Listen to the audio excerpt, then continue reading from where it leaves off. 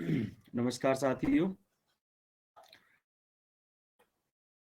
WRPC के इस webinar में मैं आप सभी का स्वागत करता हूं। जैसे कि आप सभी जानते हैं, आज जो हम चर्चा करेंगे वो नेशनल एजुकेशन पॉलिसी 2020 के ऊपर करेंगे।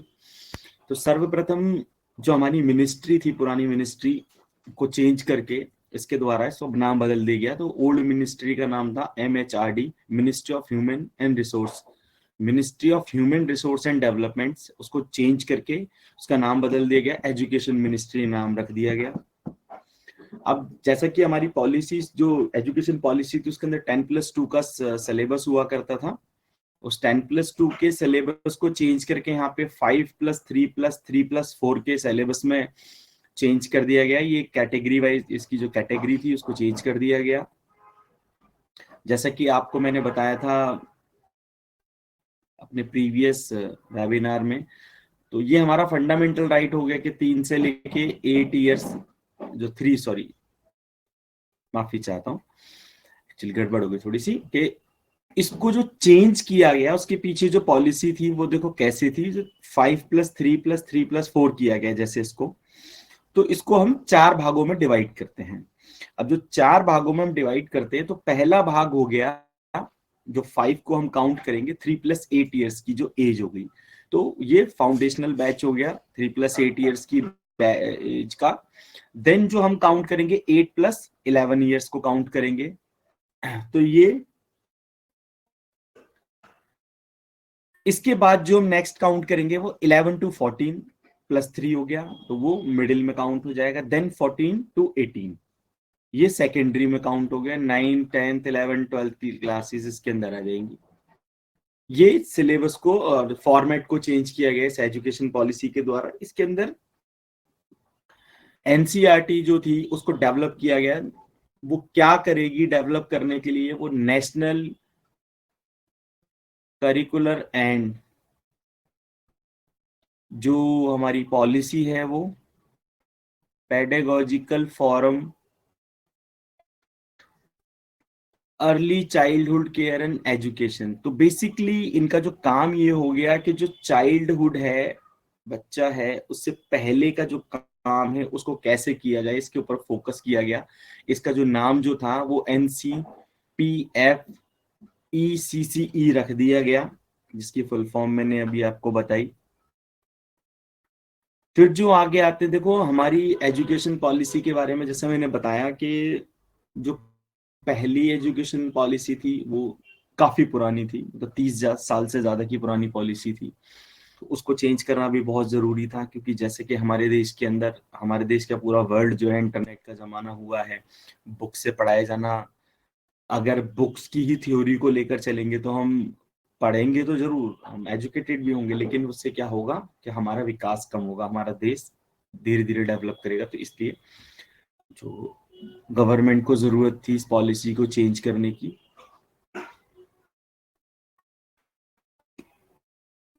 एक NCERT जो है उसको ये रेस्पॉन्सिबिलिटी दी गई इस नेशनल एजुकेशन पॉलिसी 2020 में कि वो क्रिएट करें एक नेशनल एजुकेशनल टेक्नोलॉजी फोरम। जब एक नेशनल एजुकेशनल टेक्नोलॉजी फोरम को वो डेवलप करें, इसके बारे में मैं आपको आगे बताऊंगा कि ये नेशनल एजुकेशनल टेक्नोलॉजिकल फोरम जो है, इसका जो काम क्या है वो हम आगे देखेंगे। इसके बाद ये पॉलिसी ये कहती है कि न्यू असेसमेंट सेंटर्स को डेवलप करना, बच्चों के सर्वांगीण विकास, मतलब ऑल टाइप एजुकेशन जो उनकी है, उसके लिए एक संस्था बनाई गई जिसका नाम प्रकाश रखा गया। जो प्रकाश संस्था का जो बेसिकली कार्य था वो यही था कि जो बच्चों के सर्वांगीण विकास के लिए हमें क्या क्या करना चाहिए, हमारी पॉलिसीज के अंदर क्या क्या होना चाहिए, इन सब के ऊपर डेवलपमेंट, रिसर्च, ये सब काम उनको दिए गए। तो जो प्रकाश था उसकी full form basically performance assessment review and analysis of knowledge for holistic development, इसको शॉर्ट फॉर्म में प्रकाश के नाम से जाना जाता है, इसका नाम रखा गया। तो जैसे कि आप इससे समझ ही पा रहे होंगे कि performance assessment review analysis of knowledge for holistic development, मतलब सर्वांगीण विकास के लिए जो कार्य किया जाएगा वो इसके अंदर किया जाएगा। इसके आगे अगर हम देखते हैं तो ये पॉलिसी ये कहती है कि कोई भी बंदिश नहीं होगी, रिजिड नहीं होगा कोई भी। जैसे कि पहले हमारी पॉलिसी के अंदर जब हम पढ़ा करते तो क्या होता था कि अगर साइंस का स्टूडेंट है तो वो आर्ट्स की बुक नहीं पढ़ सकता, और अगर आर्ट्स का स्टूडेंट तो वो साइंस की बुक नहीं पढ़ सकता। तो यहाँ पर सिर्फ बुक पढ़ने से मतलब नहीं है, यहाँ बुक, एग्जाम और सिलेबस कंप्लीट करने वाली पूरी बात है। क्योंकि बुक खरीद के पढ़ना तो कोई इतनी बड़ी बात नहीं है, और लाइब्रेरी में इजीली मिल भी जाती है, लेकिन यहाँ पे है कि एग्जाम देंगे, उसके मार्क्स आपके लगेंगे, सिलेबस मार्कशीट में ऐड होके आएंगे नहीं आएंगे। तो इस पॉलिसी को खत्म कर दिया गया इस एजुकेशन पॉलिसी के द्वारा कि जो 10+2, कि हाँ भाई साइंस वाला आर्ट्स नहीं पढ़ेगा, आर्ट्स वाला साइंस नहीं पढ़ेगा, कॉमर्स वाला साइंस नहीं पढ़ेगा। तो कुछ एक कंडीशन लगाई गई है कि साइंस वाला जो स्टूडेंट है वो आर्ट्स के सब्जेक्ट्स भी पढ़ सकता है, और आर्ट्स वाला साइंस के भी पढ़ सकता है, कॉमर्स के भी पढ़ सकता है, according to the condition and choice, जो उसकी चॉइस होगी। इस एजुकेशन पॉलिसी का ये भी फंडा रहा कि जो 6 स्टैंडर्ड है, पहले की जो हमारी एजुकेशन पॉलिसी थी वो सिर्फ पढ़ने के ऊपर ज्यादा ध्यान देती थी, सिर्फ हिस्ट्री हो गई, मैथ्स हो गई, अकाउंट्स हो गई, या फिर साइंस बायोलॉजिकल वगैरह, जो बायोलॉजी वगैरह जितना भी पढ़ाया जाता था। तो पहले जो हमारी एजुकेशन पॉलिसी थी वो स्किल्स के ऊपर ध्यान नहीं दिया करती थी। जो मैंने अभी national educational technology forum to be created के बारे में बताया था, वो यही काम करेगा कि जो 6 स्टैंडर्ड से स्किल्स के बारे में भी नॉलेज दिया जाना बच्चों को विकास के लिए, कि हाँ भी जब बच्चा स्कूलिंग कंप्लीट करे, अपनी 12th कंप्लीट करे, स्कूलिंग कंप्लीट करे, तब उसके पास कोई एक स्किल होना चाहिए। वो चूज कर सकता है अकॉर्डिंग टू स्कूल के सिलेबस के थ्रू कि उसके क्या चूज करना है। तो इसके ऊपर गवर्नमेंट का बड़ा फोकस रहा कि कोई भी बच्चा जब सिर्फ एजुकेशन लेके बाहर ना जाए, उसके पास एक स्किल भी होना चाहिए। तो स्किल की वोकेशनल नॉलेज होगी उसके पास में, ये भी उसकी एजुकेशन पॉलिसी में कि उसको सिखाया जाएगा। इसके साथ ये भी पॉलिसी लाई गई कि सिर्फ बच्चे के एग्जाम्स के नाम पर ही उसके मार्क्स को काउंट नहीं किया जाएगा। एक असेसमेंट जो प्रोसीजर है पढ़ाई का, जो असेसमेंट के थ्रू जो उसकी एजुकेशन को एनालाइज करेंगे टीचर्स जो हैं, ये भी एक इसके अंदर जो हमारी एजुकेशन का पार्ट बनाया गया कि जो बच्चे की असेसमेंट है उससे भी उसको जज किया जाए कि बच्चा कितना पढ़ रहा है। तो असेसमेंट के में मार्क्स भी टीचर्स के हाथ में हो गए, हाथ के इन द सेंस कि वो असेसमेंट कराएंगे और फिर उसके बाद देखेंगे कि उनके कितने मार्क्स हैं, वो उनके रिपोर्ट कार्ड में उसको दिए जाएंगे। ये तो हम बता चुके हैं कि हर एक चाइल्ड के ऊपर जब वो 12th क्लास खत्म करेगा तो उसके पास एक स्किल होना चाहिए। इस पॉलिसी के पीछे पार्लियामेंट का ये भी मानना था, यह भी कोशिश है कि जो गवर्नमेंट स्कूल हैं और सरकारी स्कूल हैं उनके अंदर एक ही जैसी एजुकेशन का प्रावधान रखा गया। ऐसा नहीं है कि गवर्नमेंट स्कूल में अलग सिलेबस पढ़ाया जा रहा है। जैसे अगर हम सिलेबस और बुक्स की बात करें तो कई पब्लिक स्कूल्स अपने अलग अलग बुक्स पढ़ाते हैं, कहते नहीं जी हम तो अलग ही बुक पढ़ाएंगे, तो उसको बदल दिया गया, उसको खत्म कर दिया गया। गवर्नमेंट और पब्लिक स्कूल के अंदर एक ही पॉलिसी लागू होगी, एक ही प्रकार की वो बुक्स पढ़ाएंगे। तो जो लर्निंग की जो स्टेज होगी, जो उनकी जो लर्निंग की कैपेबिलिटी होगी और जो टीचिंग कैपेसिटी होगी वो इससे डेवलप होगी और सिमिलर होगी दोनों स्कूल में, चाहे वो गवर्नमेंट ऑर्गेनाइजेशन हो और चाहे वो प्राइवेट स्कूल्स हो या प्राइवेट ऑर्गेनाइजेशन हो जहां पर के बच्चों को पढ़ाया जाता है। इसके साथ ही हमारी, अब आगे बढ़ते हैं, तो हमारी जो इसके साथ ही हमारी जो पॉलिसी कहती है टीचर्स की एजुकेशन के ऊपर भी इन्होंने ध्यान दिया। ऐसा नहीं है कि सिर्फ बच्चे ही इसके अंदर पढ़ेंगे और बच्चों की ही पॉलिसी बनाई जाएगी। अब बच्चों को आप जानते हैं कि बच्चों को पढ़ाने के लिए भी टीचर्स का पढ़ा हुआ होना कंपलसरी है। यदि टीचर्स ही नहीं पढ़े हुए होंगे तो फिर क्या फायदा होगा उनके पढ़ाने का, क्योंकि जब टीचर्स पढ़े हुए नहीं होंगे तो उनकी पॉलिसी जो है वो बच्चों की करंट पॉलिसी के द्वारा आएगी नहीं, और जिससे बच्चों का सर्वांगीण विकास नहीं हो पाएगा, उनकी एजुकेशन कंप्लीट नहीं हो पाएगी। तो एनसीईआरटी को यह डायरेक्शन दी गई, यह पावर दी गई, उनको ये असाइनमेंट दिए गए कि वो टीचर्स की एजुकेशन के लिए 2021 तक एनसीएफटीई को बनाकर लागू कर दिया जाएगा, national curriculum for framework for teacher education, जैसे कि मैंने अभी आपको बताया। तो एनसीएफटीई को 2021 तक बना के लागू कर दिया जाएगा। उसके बाद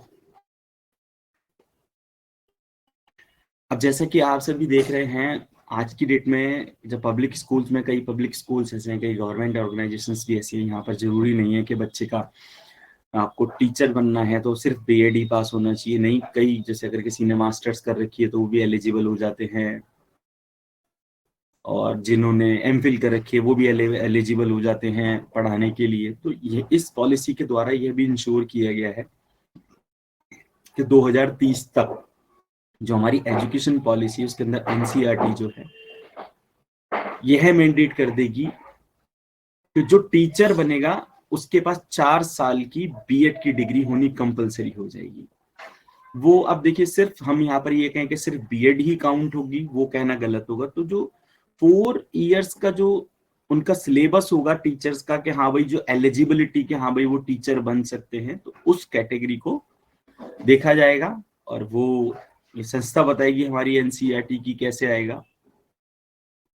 तो जो क्वालिफिकेशन है वो बेसिकली वो 4 इयर्स का कोर्स हो जाएगा, उस कोर्स के बाद ही टीचर बनने के लिए एलिजिबल होंगे टीचर्स जो है।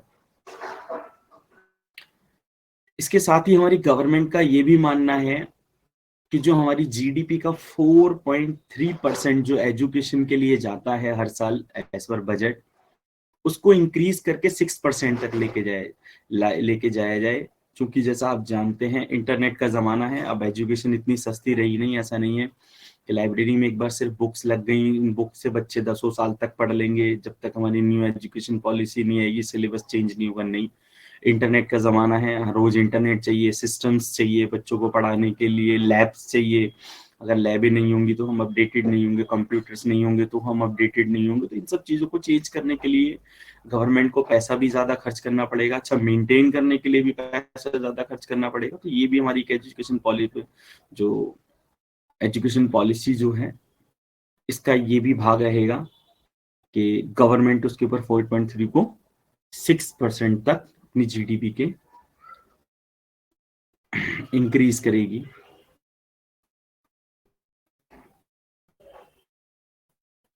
इसके बाद आता है हमारा डीईजीज, सॉरी एसईडीजीज। एसईडीजीज के बारे में बताऊंगा, सोशली एंड इकोनॉमिकली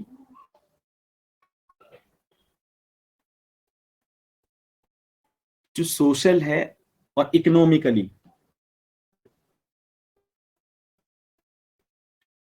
इसके ऊपर भी काम किया गया, और ये पॉलिसी ये काम करती है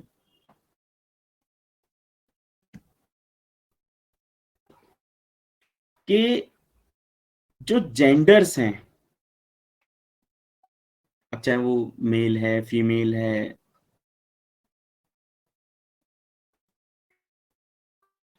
उसको जो उसके अंदर भेदभाव हो उसको खत्म कर दिया जाएगा। नहीं, सबको एक जैसी एजुकेशन दी जाएगी, एक जैसा पढ़ाया जाएगा। जो SC STs हैं, जैसे जो रिजर्वेशन जो कैटेगरी के जो लोग हैं, स्टूडेंट्स हैं, उनको भी प्राथमिकता दी जाएगी। जो जोग्राफिकल, अगर हम कहें जैसे कि एक स्टेट में एक एजुकेशन, दूसरी स्टेट में दूसरी एजुकेशन, कुछ को कुछ दे दिया, सपोज करो पहाड़ी लोगों को आपके मैदान के बारे में नहीं पढ़ाएंगे, मैदान वालों को पहाड़ी लोगों के मतलब पहाड़ी एरियाज के बारे में नहीं पढ़ाएंगे, तो इसको भी बदल दिया गया है इस एजुकेशन पॉलिसी के द्वारा, इसके ऊपर भी जोड़ दिया गया है। तो इन सब कैटेगरीज को एक समान कर दिया गया है इस एजुकेशन पॉलिसी के द्वारा।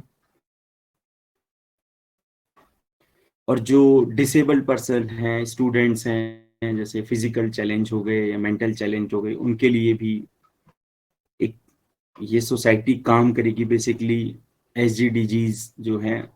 और अब टीचर्स की एजुकेशन के ऊपर हम एक बार और आएंगे छोटा सा, उसके बाद ये हमारा वेबिनार खत्म हो जाएगा मुश्किल से अगले 2 मिनट में। कि जो टीचर्स की एजुकेशन को डेवलप करने के लिए जो पुराने टीचर्स हैं उनको नई एजुकेशन पॉलिसी के तहत उनको पढ़ाया जाएगा। ऐसा नहीं है कि पुराने टीचर्स उनको हटा के नए टीचर्स एडमिट कर लिया है, उनकी ज्वाइनिंग करा दी जाएगी, सिर्फ वही पढ़ाएंगे। नहीं, पुराने टीचर्स को भी एक उनको क्लासेस दी जाएंगी, उनको ट्रेनिंग दी जाएगी नई एजुकेशन पॉलिसी के द्वारा। और जो नए टीचर्स हैं उनको तो उनकी तो भर्ती ही उस ग्राउंड पे की जाएगी। उनकी पॉलिसी ही ऐसी हो गई कि जो 4 साल का बीएड का कोर्स करके जाएगा उसी को टीचर बनाया जाएगा।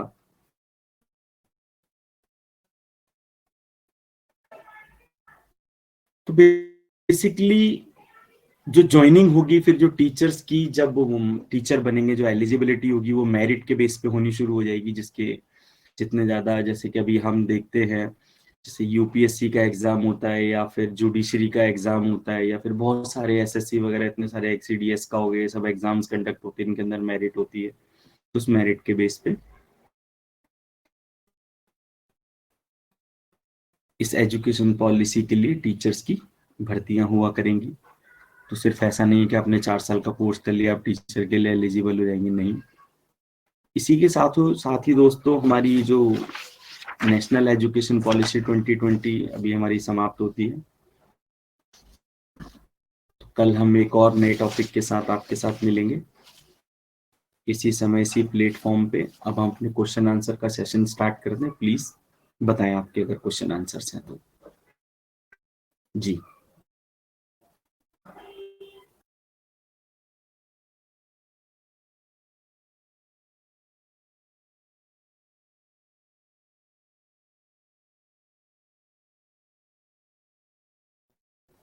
जी साथियों, अगर आपके कोई क्वेश्चन आंसर है तो प्लीज बताएं, नहीं तो फिर हमारा टाइम धीरे धीरे खत्म हो जाता है, फिर बाद में बड़ी दिक्कत होती है।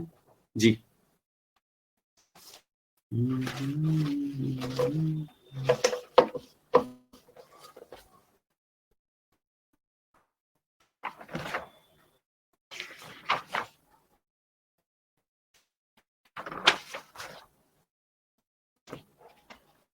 क्या किसी के पास आज कोई सवाल नहीं है हमारे लिए?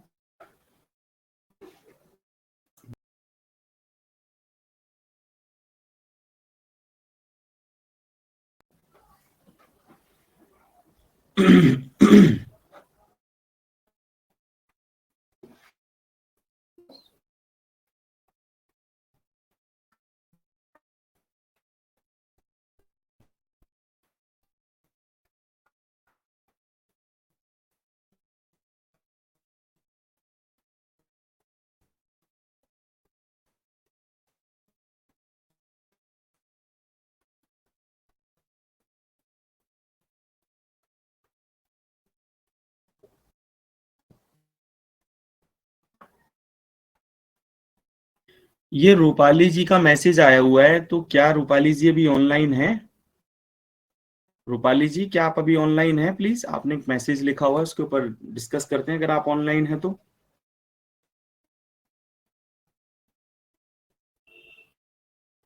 रूपाली जी।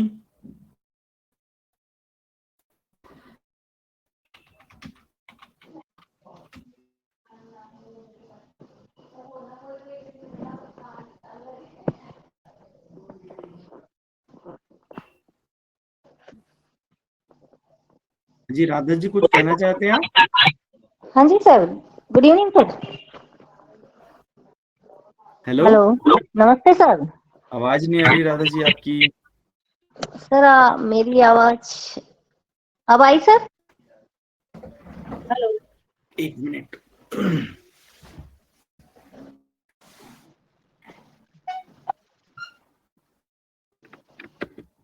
Hello. Hello. Hello. Sir I मेरी आवाज आपको?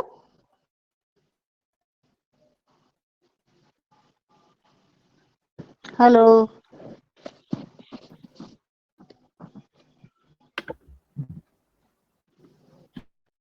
हेलो। क्या आप लोगों को मेरी आवाज सुनाई दे रही है अभी? राधा जी आप प्लीज या तो स्विच ऑफ करके दोबारा ऑन करें या फिर आप एक नेटवर्क एरिया में आ जाएं प्लीज। आपकी आवाज नहीं आ रही है। Okay sir.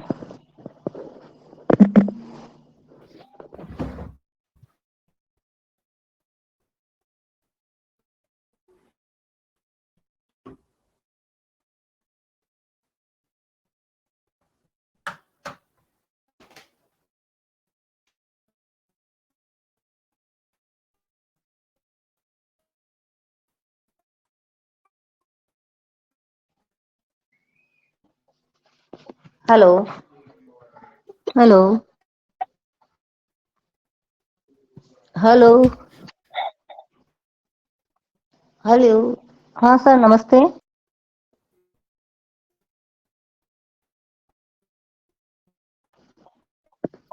हेलो। कहाँ किया है यार? हेलो। सर आपने मुझे म्यूट कर रखा है क्या? हेलो। हेलो। हेलो। आवाज ही नहीं पहुंच रही मेरी। नेट नहीं चल रहा तो होना।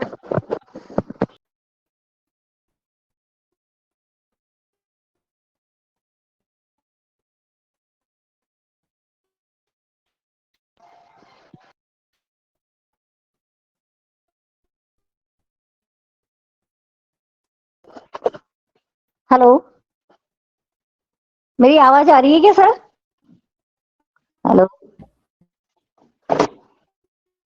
हेलो। मेरी आवाज पहुंच ही नहीं रही वहां तक।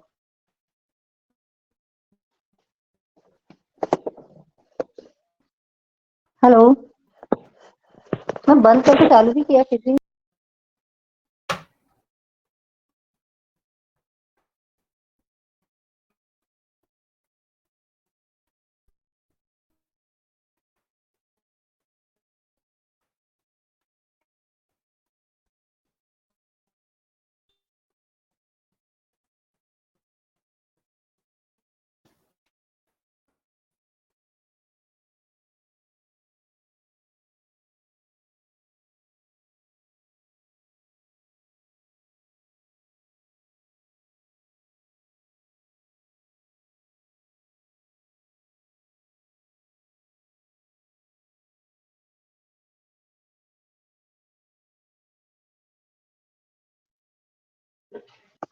हेलो।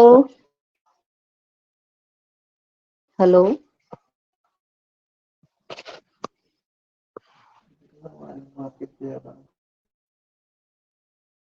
अगर उन्होंने म्यूट कर रखा है तो फिर सबकी भी आवाज नहीं आ रही अब तो। हेलो। आपकी भी आवाज नहीं आ रही है सर मुझे अभी। हेलो। ये मेरी आवाज आ रही है? हाँ, अब आ गई सर आपकी आवाज। हाँ जी बताएं। मैं आप मेरे मुझे सुन पा रहे हैं क्या सर? हाँ बिल्कुल सुन पा रहा हूँ, बताएं आप। हाँ, नमस्ते सर। मैं ये कह रही थी कि मैंने अपने नमस्कार। फिर बेटे आपकी का आवाज एडमिशन खराब करवाया हो था कोरोना काल में। हेलो। फिर से आपकी आवाज खराब हो गई। फिर से आवाज खराब हो गई है।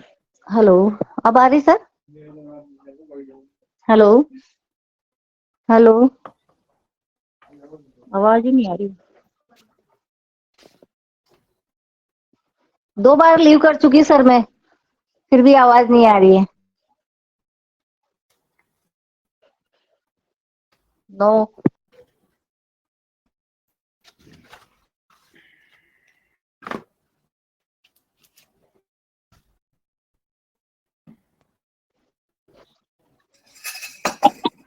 हेलो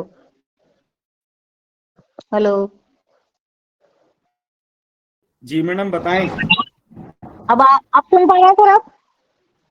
मैडम मेरे को सुनाई दे रही है आपकी आवाज, बताएं, बिल्कुल बताएं। हाँ, मैं ये कह रही थी, मैंने INT नाम की एक एजुकेशन सेंटर से मैंने अपने बेटे का एडमिशन कराया था कोरोना 2000 काल में, 2020 में। पर उसके बाद उन्होंने उसको थोड़े दिन तो सिखाया, यानी जो भी उनका था। फिर और मैडम उसके आपकी बाद आवाज खराब हो गई, आप प्लीज नेटवर्क एरिया में आ जाओ। बिल्कुल मुझे आपकी आवाज समझ नहीं आ रही, आप क्या कह रहे हैं। मैं नेटवर्क। जी अनम्यूट करें अपने आप को।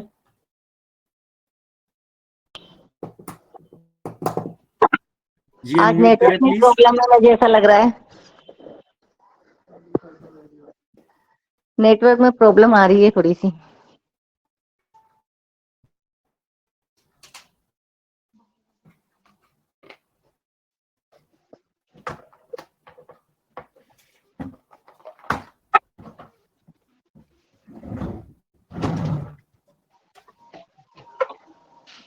हेलो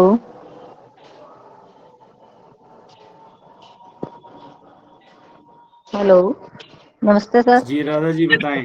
नमस्कार। हाँ, मैंने अपने बेटे का एडमिशन कोरोना 2020 में, कोरोना काल में, INT नाम की एक कंप्यूटर एजुकेशन से एडमिशन कराया।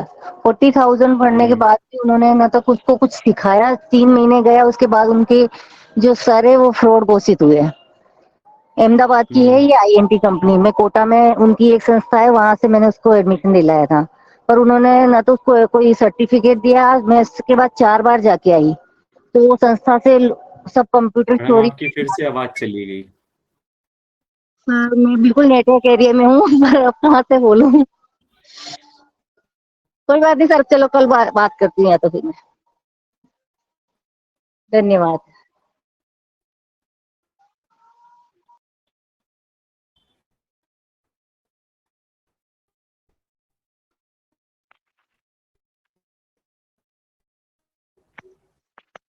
Hello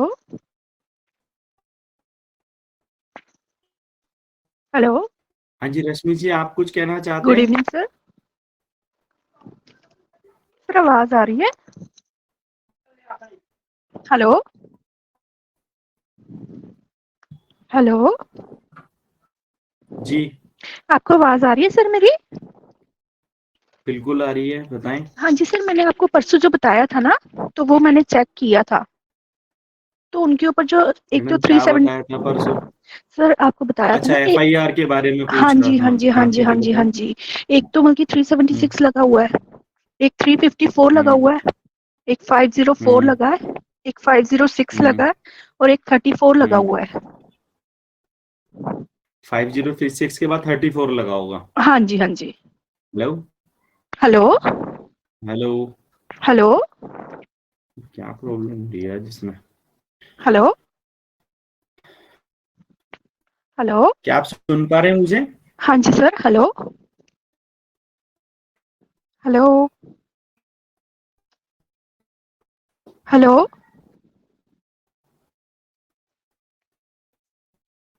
hello hello hello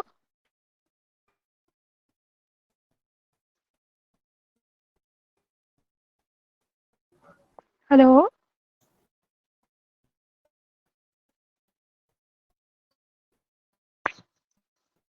hello. हाँ जी मैडम हाँ जी सर, बताएं। आवाज आ रही है? मेरे को तो आ रही है मैडम, अभी आ रही है, तो बीच में नहीं आई बिल्कुल भी। हाँ जी सर, मैंने आपको जो बताया ना, ये फिर 5 खराब लगी हो हुई गई। है। हेलो। अब हेलो, आप नेटवर्क एरिया में नहीं है क्या मैडम? आपके फोन में नेटवर्क नहीं आ रहे? सर नेटवर्क है मेरे यहाँ पे, आज ही इशू हुआ है, वैसे होता नहीं है पता नहीं वैसे। क्यों आवाज ही नहीं समझ आ रही। 1 मिनट होल्ड करिए।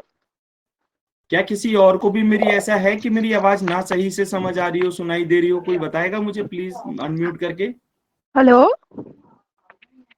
सर, आवाज आई अब? हेलो